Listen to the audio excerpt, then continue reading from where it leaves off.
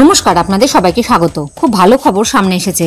Russia ভারতকে 2026 এবং বাকিটা 2027 সালে সরবরাহের আশ্বাস দিয়েছে।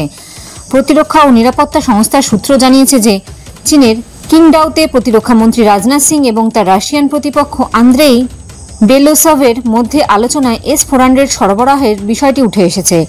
সাংহাই সহযোগিতায় সংস্থার চলমান প্রতিরক্ষা মন্ত্রীদের বৈঠকের ফাঁকে এই বৈঠক অনুষ্ঠিত হয়। সূত্র জানিয়েছে যে রাশিয়ান পক্ষ ব্যাখ্যা করেছে যে ইউক্রেনের সাথে চলমান সংঘাতের কারণে সরবরাহ বিলম্বিত হয়েছে।